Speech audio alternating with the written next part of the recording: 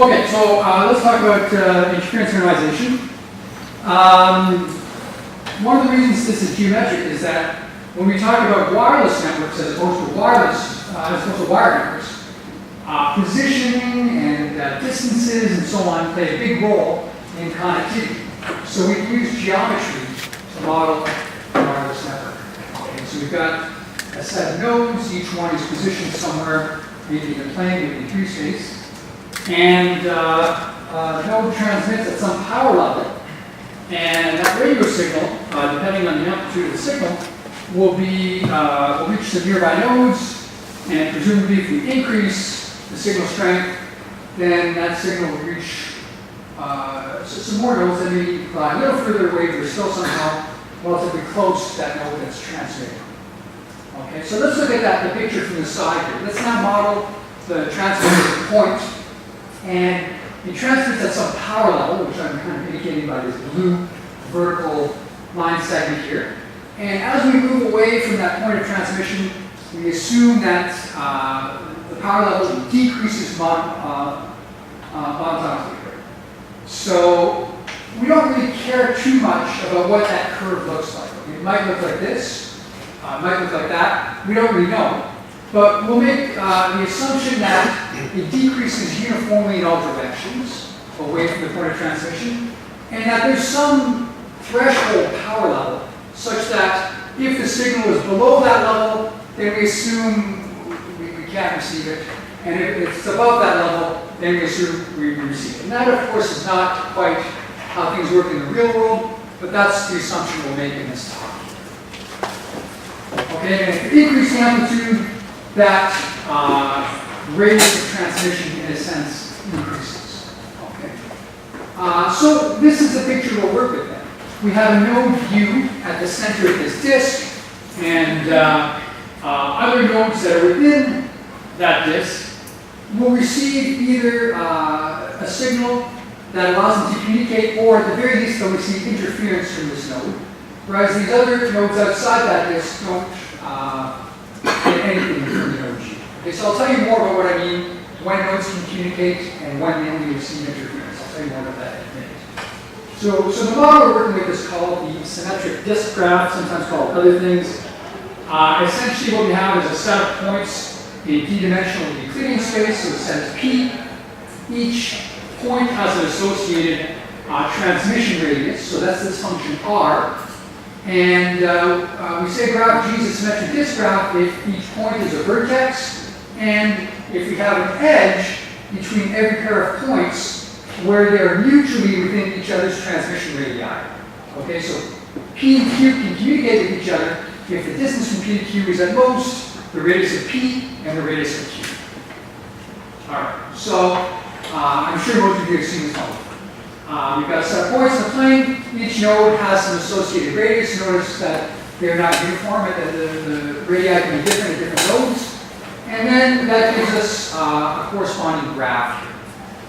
I'm going to say a little bit more about this because note that what's underlined here is each one of those edges corresponds to a pair of symmetric edges here. So over here, I drew this undirected edge as a result of this pair of bidirectional directed edges. Whereas up here, you'll notice there's an edge going in one direction only.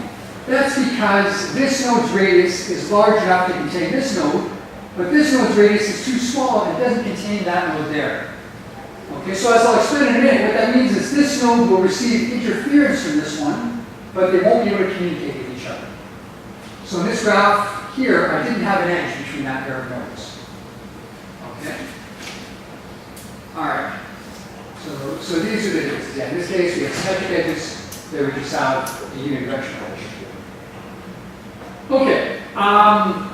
You can think about this in a different way. Instead of defining or assigning a set of radii to the points, you can instead just think about the graph. Okay. So I could start with a set of points and draw a graph on these, such as this. That's all I'll explain in a minute. The goal is to have a connected graph. And then it might make sense to refer to what we call the closure of this graph. Because when I give you a graph, that immediately implies a set of radii. So if I'm a node in the graph, I look at all my neighbors, whichever one is the furthest away, that's my radius. So if you do that for everybody, you immediately get potentially some extra edges. So there's some extra edges implied by these radii, and we call that the closure of the graph. It doesn't really change anything. Okay. So typically we like networks to be connected. Okay. If you're talking about directed graphs, so you're strongly connected, you can think of this as being undirected though. And interference tends to be bad. If you have lots of interference, it makes we get more collisions, and we like to have low interference in networks for a variety of reasons. So here's the problem we'll be working with. The input is a set of points in Euclidean space. We'll look at both two-dimensional, three-dimensional, high-dimensional settings. Okay? So the input is just a set of points, that's all you're getting. And the objective is to assign a radius to each one of those points, such that the resulting communication graph is both connected and has low maximum interference. Okay, so you want to minimize the maximum interference. And I still haven't told you exactly what interference is, so I'll let you do that. Here I have an equivalent problem definition. I told you that instead of thinking about the radii explicitly, you could also just think about the graph. So you can think of the problem as follows. Given a set of points in Euclidean space, define a connected graph on that set of points such that the interference is minimized. Okay, so here's your input, a set of points. The goal is to assign radii to these points, gives you a graph that minimizes interference. So what's interference? Let's look at this graph here. Let's focus on this vertex that's highlighted here. And let's look at all the disks. The two definitions seem a bit fishy. Is every graph realizable? Well, sometimes more edges are implied. So sometimes you could draw a graph that implies more edges than the ones you've drawn. Yeah, a given graph is always imply a certain setting of these radii. Yeah. You just look at who your neighbors are. Whichever one is your furthest neighbor, that's your radius that's implied by that graph. Right, and that also implies that the ones closer to you have to be good. Well, these edges are undirected the way we've drawn them here. So my radius has to at least cover that neighbor. This node's radius has to at least cover me. Okay? Okay. Well, I'll believe it for the moment. Okay. So let's talk about interference. Here, this node, let's look at the disks that cover it. Turns out there are 3 disks that cover that red node. None of the other disks cover it. So we would say that this node receives interference 3. Okay, it's covered by 3 disks other than its own.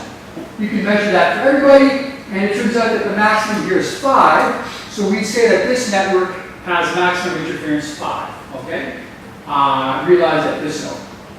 Now, if instead of this network we had chosen a different network, it happens not to be too different. We can imagine that these would be more different. And then we look at the corresponding disks and measure the interference. Well, we can realize a connected network here that has maximum interference 3, which turns out to be the best possible for this input. So that's the problem, okay? Given a set of points, assign radii to the disks to give a connected network that minimizes that maximum interference. Okay. So here I'm going to let the script G of P denote the set of all connected graphs on a given set of points P, and then opt denote that the value of the optimal interference attainable over all those graphs for that set of points P. Okay, here's a bit of previous work. I'm going to try to go over this a little quickly. This is in the randomized setting. So if you have a set of endpoints selected uniformly at random over the d-dimensional unit box, what's known. So Chronakis, who's actually here, Carlton, and friends in 2010 showed that in 1 dimension, so in the unit interval, the MST, which is just your neighbor to the left and neighbor to the right, gives you interference root log n with high probability. Then myself with Majid Kavasian and one of his students showed that in higher dimensions, the interference of the MST is order log n with high probability. And then Luke Durocher and Pat Moran showed a year later they proved that. They showed that the MST has interference root log n with high probability. This is in high dimensions again. And in fact, they showed that you can do better than the MST, that the optimum is O of the cube root of log n and at least the fourth root of log n with high probability. So with high probability here means with probably at least 1 minus 1 over n to the c. Okay. This is in the directed setting. I'm just going to skip this. I'm not going to talk about the directed setting very much. Now, let's go back to the symmetric disk graph setting that I'm talking about. In the worst case, so we're not selecting points at random here, we have that opt is big O root n. You can always find a connected network that has maximum interference big O root n. Okay? And in fact, sometimes you can't do any better than that. So there exist sets of points, even in one dimension, that have maximum interference at least order root n. Okay, more previous results. Even in one dimension, picking your neighbor to the left and the right sometimes isn't the best thing you can do. Okay, the problem is NP hard to solve in 2 or higher dimensions, and in 2D there is a big O root n algorithm. Okay, I should speed up a little bit. Okay, so let's look at one dimension. Here, let's say you do this. You just connect your neighbor to the left, neighbor to the right in 1D. You get these disks, and here's another edge that's induced by this graph. And you measure the interference. It doesn't look too bad. I see some 1s, 2s, and 3s here. So what leads you to believe that if you just do this, connect your neighbor to the left and the right, things aren't going to be so bad? Well, it's bad in these kind of pathological cases. They call this an exponential chain. You can see that the lengths increase exponentially. And if you connect your neighbor to the left and right, you see what happens. So for example, this node connects to its neighbor to the right, and as this disk here covers everything to the left. That happens for everybody. If you connect this way, that node at the left will get interference from everybody else. So interference n minus 1. Okay? So what you want to do in this kind of scenario is select every root nth node, which is colored green here, call it a hub, form a connected network on the hubs, and then the remaining nodes connect to their nearest hub. So the reason this is different is that, for example, this node does not connect to a neighbor to the right, it only connects to its neighbor to the left, so its disk doesn't cover all this stuff to the left. So then nodes only get interference from the hubs, of which there are root n, and from nodes within their little subnetwork, of which there are root n. So you get interference big over root n. This generalizes not only to this exponential chain, but to any set of points on the line. Pick every root nth node as a hub, connect the hubs, and then everybody between hubs connects to their nearest neighbors. Okay? In the worst case, you can imagine that you have a complete graph on each of these red groups, and then a complete graph on the hubs, and again you get interference order root n. Okay, you can argue that was true root n. Okay, let's call this graph the hub graph. I'm going to have to pick things up a little bit. Okay, so they showed this important property that opt is big omega of the square root of the interference of the MST. That's an important property. This is true in 1D, okay, if you have a set of points on the line. And then they did this algorithm where you take your set of points in 1D, you connect to the left and right, look at the interference. If the interference is less than root n, then that's good enough, that's your solution. If the interference exceeds root n, then you return that hubs graph I just showed you. Okay? I'm going to skip this slide. This just shows that that algorithm gives you a 4 root n approximation. Okay. So Durocher and Palmorin conjectured that not only does this hold for big omega, but that this is true, that essentially is state of that. That's what they conjectured. So in an earlier paper, we showed that that doesn't hold in general, even in 1D. There exists a set of points in 1D where opt is theta n and interference of the MST is theta. Okay, let's move on.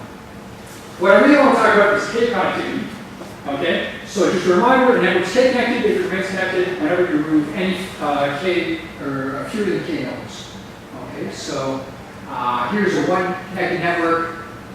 if one node fails, your network becomes disconnected, so you might want it to be two connected, okay? So if one node fails, it remains connected, but if two nodes fail, it can become disconnected. Then you want it to be three connected, and so on.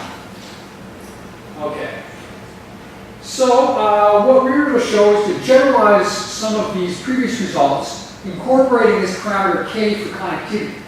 So we showed, for example, that for every n and every k, we can construct a set of endpoints such that every k-connected network on that set of points has interference big omega root of kn. Okay. Here's the sketch here. You consider nodes that have a neighbor to the right, and you call those hubs. So we partition points into hubs and non-hubs, and then through some algebra on the number of edges on edges between hubs and edges between hubs and non-hubs, we get to our lower bound. The next result is an asymptotically matching upper bound, which is an algorithm that connects any set of endpoints on the line and guarantees interference at most big O root of Kn. Okay? So the idea is to apply a similar hubs technique. Instead of picking every root nth node as a hub, we just have a value here that works parameterized in terms of k. You pick every root n over 2 to the k plus first node as a hub, and then form a connected backbone on the hubs. And then non-hubs, well, it doesn't suffice just to connect to the nearest hub, they have to connect to the k nearest hubs, and then it's not too difficult to show that the interference is at most big O root of nk. So these bounds are asymptotically tight in one dimension. In two dimensions here, we have an algorithm that guarantees interference k log lambda. Lambda is the ratio of the longest distance between any 2 points and the shortest distance between any 2 points. The reason that factors into this algorithm is that it's a quadtree decomposition. Okay, so you see that kind of factor in quadtrees all the time. The idea is that you start with a covering box, and then pick k nodes as representative nodes for that box, partition your points, the remaining points into 4 subsquares, and then you recurse. So at lower levels of the tree, each of the representatives connect to the representatives of the parents in the parent level.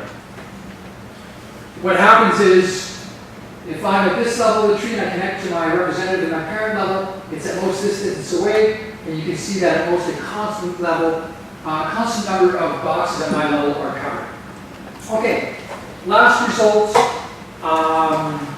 independent of lambda this time, we can guarantee interference k root n. And it involves epsilon nets essentially, but I want to skip to open problems. First question, does every set of endpoints have a k-connected network? This is 2 dimensions. Every set of points in the plane have a k-connected network with interference big O root nk. So ask them whether the bounds are tight in 2 dimensions. I'm done. Okay. I'll stop here. I don't want to come to the next talk's time, but